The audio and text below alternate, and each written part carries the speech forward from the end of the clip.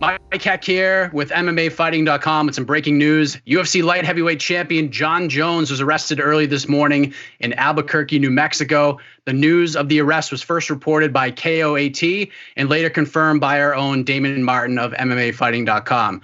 Now, the charges against Jon Jones are aggravated DWI, as well as negligent use of a firearm, possession of an open container, and driving with no proof of insurance. According to the reports, Albuquerque police officers responded to the scene after gunshots were reported in the area, where they found Jones in his car in the driver's seat. Jones would essentially say that he wasn't aware of any gunshots, and the officers believed that the light heavyweight champion seemed intoxicated before he admitted he was driving earlier in the day and intended on driving again. Jones performed quite poorly on subsequent sobriety tests before blowing twice the legal limit via a breathalyzer. Jones was arrested, and moments later, the officers found a black handgun underneath the driver's seat, along with a bottle of Recuerdo tequila, which coincidentally is the tequila company Jorge Masvidal is involved with. A bottle of that was found in the backseat of Jones's car. This just continues a long string of unfortunate events and bad behavior on the part of Jon Jones, with the DUI back in 2012 when he crashed his Bentley into a pole in Binghamton, New York, and then the hit and run in 2015, and everything else with USADA.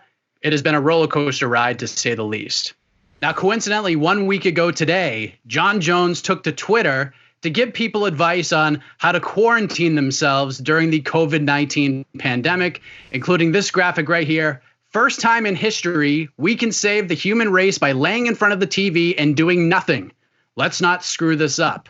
Earlier in the day, he said, still seeing too many kids playing at playgrounds. We have to be more creative. Now, of course, Jon Jones took to social media, and once the news came out, other fighters on the UFC roster took to social media themselves, including Colby Covington. Colby said, "See, there's no need to panic. The world's still perfectly normal." Bilal Muhammad said, "Shake my head. He can't even quarantine right." Dylan Dennis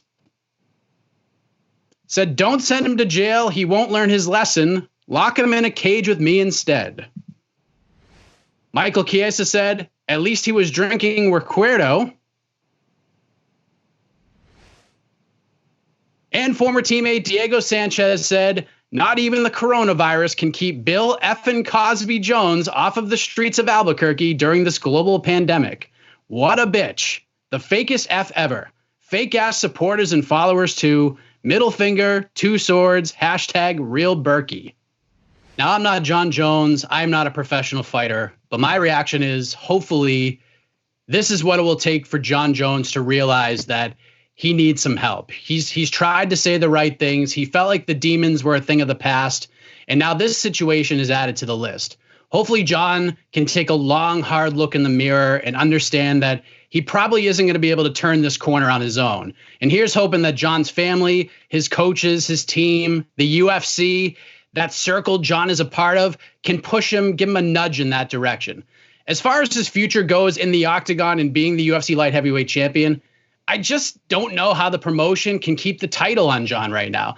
Not just because of the charges against him and the relapse and bad decision-making, but the UFC has to be thinking, we need to help this guy. We cannot continue to watch Jon Jones continue to do these things.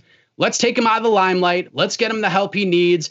And when he's squared away, when he's 100% ready physically, mentally, and even spiritually to get back in that octagon, give him the first crack at the title. But right now, some things are just way more important than fighting. Some things are just more important than defending a world title. This situation reminds me of an infamous quote from one of my favorite movies, A Bronx Tale. "The saddest thing in life is wasted talent, and the choices that you make will shape your life forever." Now, here's hoping Jon's next choice will be the most important one he makes in his life, recognizing and capturing the true greatness everyone believes he has inside of him. For MMAfighting.com, I'm Mike Heck.